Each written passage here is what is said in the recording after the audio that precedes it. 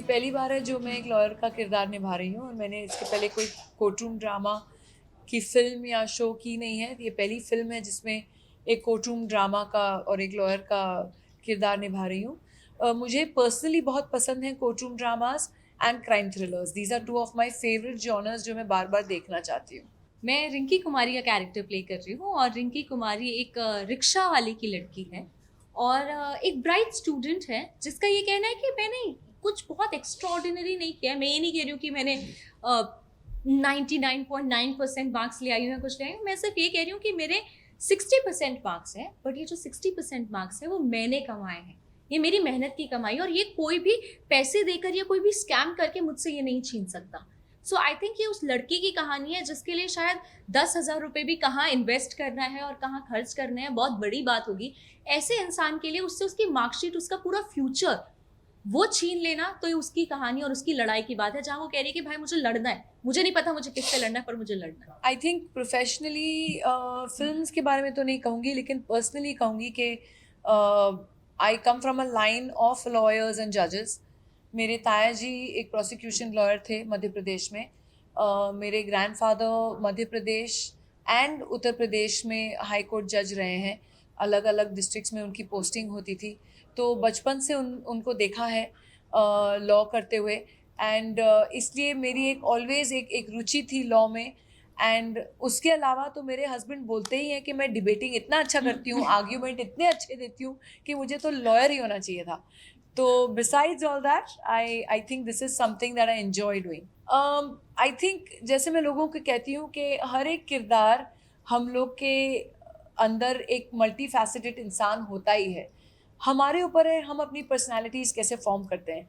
लेकिन अगर आप सोचने जाएँ तो हर एक एक्टर में और हर एक इंसान में कहीं न कहीं एक किसी किरदार का भाग ज़रूर एग्ज़िस्ट करता है। वो है आपके अंदर, उसको कैसे लाना और उसकी पर्सनैलिटी कैसे शेप करना।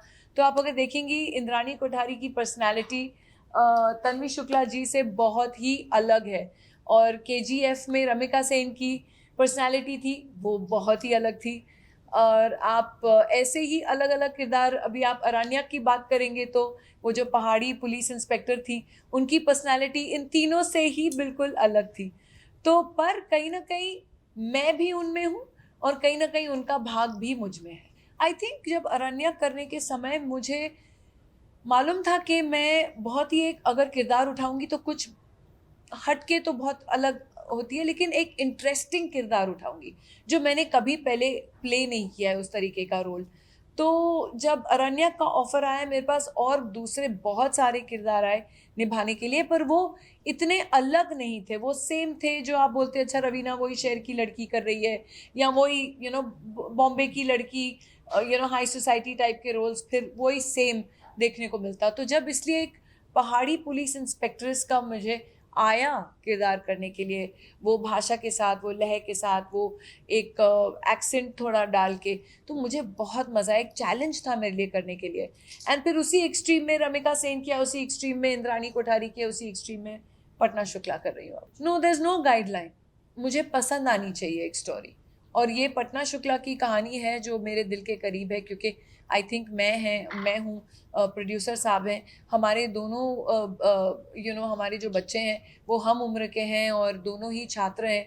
तो ऐसे ही लगता है कि कि it is something that we need to do for the youth of the country for sure. कि हम लोग तभी भी थोड़े प्रिविलेज्ड लोग हैं, हमारे पास रिसोर्सेज हैं, लेकिन उनका क्या जो जैसे रिंकी कुमारी की कहानी है उसमें कि उनके फादर ने अपनी पूरी ज़िंदगी की अपनी कमाई लगाती अपनी बेटी को एजुकेट करने के लिए, ताकि वो अपने पैरों पे खड़े रहे, किसी के ऊपर निर्भर नहीं हो ज़िंदगी भर। और वो उससे उसका फ्यूचर जब छीना जाता है, तो सिर्फ़ एक लड़की की कहानी और उसकी फ्यूचर की बात नहीं है, लेकिन एक आम इंसान की भी बात है कि वो कैसे लड़े, वो किसके पास जाए लड़ने के लिए, how does that one common man fight against the system. So that is what the whole story is about. बहुत ही एक पारिवारिक फ़िल्म है। इतनी हेवी इंटेंस भी नहीं है कि दुखियारी सारे रो रहे, मैं रो रही हूँ, ये रो रही है, कुछ ऐसा नहीं है। पर एक एक आशा देती है ये फ़िल्म, एक होप देती है।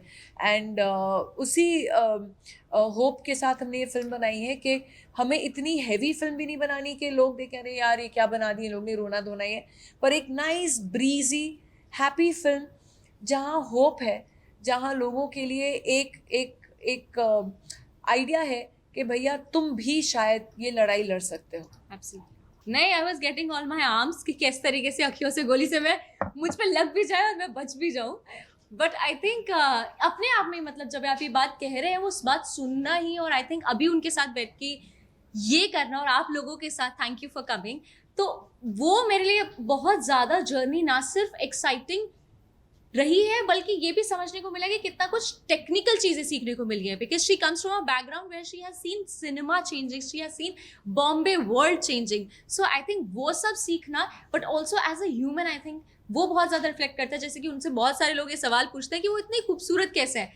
मुझे लगता है जो इंसान अंदर से इतना इतना खूबसूरत होता है ना, एंड यू ग्लोज, कि आप रह नहीं सकते हो कि वो सामने से भी खूबसूरत दिखना बंद हो जाए। I think Arbaz is one of the nicest producers which we both can vouch Yeah. with. Such a lovely person to work with, and हम लोग बहुत सालों से मित्र भी रह चुके हैं, लेकिन वो तो चलो मेरे फ्रेंड हैं इसलिए, पर I think even for people whom he is not met, he is a wonderful person and we both sincerely wish him all the best and all the success for even Patna Shukla and all that he does ahead. Thank you everybody for coming. Please do watch 29 मार्च को Disney+ Hotstar पर पटना शुक्ला।